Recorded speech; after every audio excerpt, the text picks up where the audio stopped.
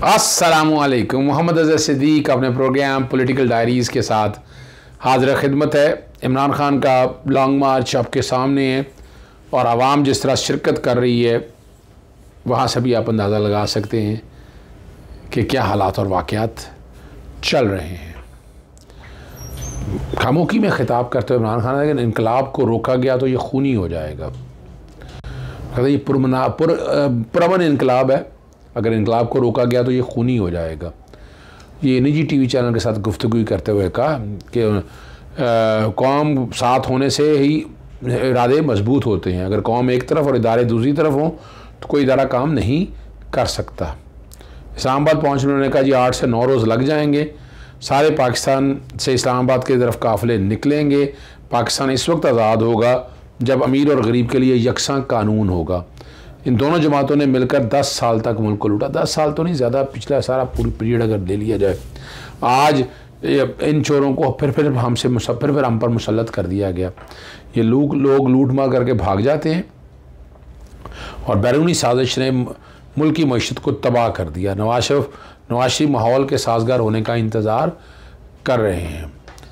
हामिद मीर के हवाले से एक अजीब सी है, मैं ज़िक्र नहीं करना चाहता था लेकिन चूँकि उसने ज़िक्र किया है और कि इमरान खान साहब ने इतना ज़िच किया था कि एक दिन जनरल बाजवा साहब ने अपना अहदा छोड़ने का फ़ैसला कर लिया था। ठीक है ना, ये वेबसाइट पर ट्विटर पर बता रहे हैं, पता नहीं बात सच है या नहीं है, लेकिन जब ये इतला दी गई कि वज़ीर-ए-आज़म को पता चला तो उन्होंने फ़ौरन ISI के सरबराह का नोटिफिकेशन करवा दिया। और ये तो हमें पता है कि DG ISI के हवाले से तातुल का शिकार रहा, मेरे भी तहफ़्फ़ुज़ात थे इस हवाले से, और वो चीज़ें वक्त के साथ साथ आपने देखी कि क्या हालात और वाक़यात हो रहे हैं। और ISI के साबिक़ जो DG हैं जनरल फैज़ हमीद का तबादला जो है वो पेशावर में बतौर कोर कमांडर कर दिया गया और core commander Karachi lieutenant general Nadeem Ahmed Anjum को ISI चीफ़ मुकर्रर किया था। ये मामला साबिक़ वज़ीर-ए-आज़म की जानिब से तैनाती का नोटिफिकेशन जारी करना है तातुल का। अगली खबर जो मैंने रात आपको कही थी कि 7 नवंबर को क्या होने वाला है। 7 नवंबर को chief of the army staff का फ़ैसला हो जाएगा, यानी अगले पीर वाले दिन। और ये इमरान खान साहब के धरने के मंतकी अंजाम के साथ जोड़ा गया है। इसको वो बकौल जो है नवाज शरीफ के करीब, वो तो जी एक्सटेंशन कह रहे हैं जी, सवाल ही पैदा नहीं होता, ये वो लोग बात कर रहे हैं। लेकिन इतनी आम पोस्ट पे पता नहीं इतनी कंट्रोवर्सीज़ क्यों ऐसी हो गई हैं, ये सोचने वाली बात है। और अगर आप इस पर सोचेंगे तो आप लोगों को समझ आएगी कि हालात और वाक़यात किस तरफ जा रहे हैं। लेकिन बड़ा अहम मामला है, इदारों में इतनी कंट्रोवर्सीज़ अच्छी नहीं है और हम सबको सोचना चाहिए ये इदारे हैं तो हम हैं, पाकिस्तानी फ़ौज है तो हम हैं, वरना हमारी कोई हैसियत नहीं है। याद रखना है हम सबको। और अगली खबर मैं 7 नवंबर का मैंने आपके सामने बता दिया है कि 7 नवंबर को ट्वीट मैंने किया है और वो बैकग्राउंड पे चल रहा होगा जिसमें मैंने इसको वजाहत के साथ इसका ज़िक्र किया है। और एक बड़ी इंटरेस्टिंग बात है, जो अजमल जामी के हवाले से मैंने कोशिश की थी और जो एंकर हजरात हैं, सहाफ़ी जो है तारक मतीन है, उनका दावा है कि इमरान की लॉन्चिंग का इतराफ़ करके माफ़ी मांगने जा रहे हैं। और एक आम शख्सियत इमरान खान के ख़िलाफ़ प्रेस कॉन्फ्रेंस करने जा रही है।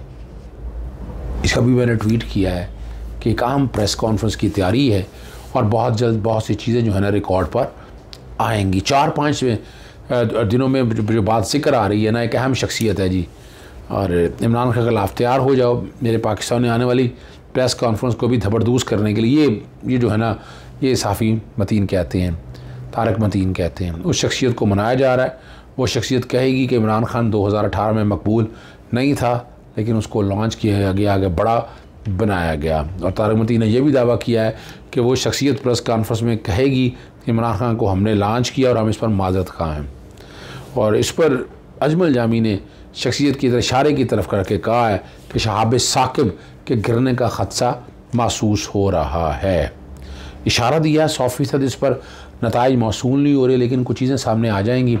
लेकिन मैं बताता चलूँ आपको, जो मैं देखें हम तो उस वक्त भी रहे हैं सामने, और इमरान खान साहब जो है ना बड़ी मेहनत के साथ उन्होंने आवाम में पजीराई हासिल की। उनका तरीका सियासत पे इख्तलाफ रहेगा हमें बहुत से मामलात पे, लेकिन जितना उनके पास क्राउड था उतनी सीटें उन्हें नहीं मिल सकी। अब ये सीटें उतनी की क्यों नहीं मिल सकी, ये वो सवाल आप लोगों ने जवाब ढूंढ रहा है। मैंने तो वो बात आपके सामने रखनी है। अच्छा, इसी के साथ मैं आपको ले चलता हूँ। मीडिया ने मेरे से एक सवाल किया था कि क्या कोई अंडर हैंड डील हो रही है या क्या हालात बना रहे हैं। सुनिएगा इस बारे में मैंने क्या कहा। सर ये बताइए, बड़ा शोर मचा हुआ है टेलीविज़न स्क्रीन्स के ऊपर के कुछ डील्स चल रही हैं इमरान खान साहब की, कुछ नेगोशिएशंस चल रही हैं, कोई मुलाकातें हो रही हैं, क्या चल क्या रहा है बिहाइंड द सीन? क्या वाकई हुकूमत की इस वक्त जो है वो टांगें कांप रही हैं? टांगे भी कांप रही हैं और ज़मीन भी सरक रही है पाँव के नीचे से। याद रखिएगा, महफूज रास्ता ढूंढा जा रहा है कि सांप भी मर जाए और लाठी भी ना टूटे। मैंने आपको इशारतन ये बात समझा दी है। ये जो कुछ भी किया गया था या हुआ था, इसने इस मुल्क को बहुत नुकसान पहुंचाया है, सिस्टम की जड़ें हिलाकर रख दी हैं और इसके जो आफ्टर शॉक्स हैं ना वो ज़्यादा ख़तरनाक है। बेहतरीन हल यही है कि लॉन्ग मार्च के मंतकी अंजाम से पहले और ये मेरे पास खबर यही है कि मंतकी अंजाम से पहले मसाइल हल हो जाएंगे। जो तैनाती के हवाले से बात कर रहे हैं, फिर इलेक्शन जो हैं वो अप्रैल से पहले, मैं बहुत अरसे से ये बात कर रहा हूँ। फिर उसके अलावा जो बाकी मामलात है कि किसी को छेड़ा ना जाए या NRO, इस तरह की बातें मेरा नहीं ख्याल है कुछ हो रही हैं। जिस लेवल पे ये बातें चल रही हैं उसमें प्रेसिडेंट ऑफ पाकिस्तान भी इन्वॉल्व है, वज़ीर आला पंजाब भी किसी हद तक हैं और बाकी लोग भी कई ऑन बोर्ड हैं। और वो देखेंगे जो सारे ऑन बोर्ड हैं ना, बड़ी बड़ी जो भी क़यादत, अब अगर आप एस्टेब्लिशमेंट के हवाले से भी बात करें, वो सारे इस मुल्क को बेहतरी की तरफ लेके जाना चाहते हैं, इस भंवर से निकालना चाहते हैं जिस भंवर में ये मुल्क फंस चुका है। मईशत तबाह हो गई है, डॉलर पकड़ा नहीं जा रहा। और ये जो कहने को ये लोग ये आए थे, इनका काम था कि ये मुल्क के लिए कुछ करते, ये तो ज़ातियात में लग गए। अपने मसाइल नैब ख़त्म कराओ, ECL ख़त्म कराओ, और तबाही की जो हो चुकी है ना। वफाक को जो है वो लॉन्ग मार्च किस तरह का दिखाई दे रहा है? अब वफाक का तो हाल ही बुरा है। आप अंदाज़ा लगाएं, उन्होंने ड्रोन ख़रीद लिए, उन्होंने फोर्सेस बुला ली। वो तो 26 किलोमीटर के अंदर बैठे सोच रहे हैं कि वो संभालेंगे क्या। उन्हें कुछ समझ नहीं आ रहा है कि इस वक्त क्या होना है। और इवन मैं आपको अगली बात बता दूं कि कई ऑफिसरान ऐसे हैं, वो ऑफिसर अब इस लॉन्ग मार्च को रोकने के हवाले से फ्रंट नहीं है, कहीं बगावत ना हो जाए इस हवाले से, ये मेरा अंदाज़ा है। तो ये भी सोचना पड़ेगा। वफाकी हुकूमत एक तरह से ख़त्म हो चुकी हुई है, फ़र्क सिर्फ इतना है कि वो प्लेट में रख कर चीज़ें दे दें तो बेहतरी हो जाएगी। अब ले चलता हूँ मैं आपको सुप्रीम कोर्ट में बलोच तलबा को हरासा करने पर हाई कोर्ट की जानिब से कमीशन बनाने के फैसले के खिलाफ समाअत हुई। जस्टिस इजाज़ुल हसन की सरबराही में 3 मेंबर बेंच ने की और वफाकी हुकूमत से केस में हदायत लेने की मोहलत दी जाए। चेयरमैन सेनेट की सरबराही में कमीशन तश्कील दिया था।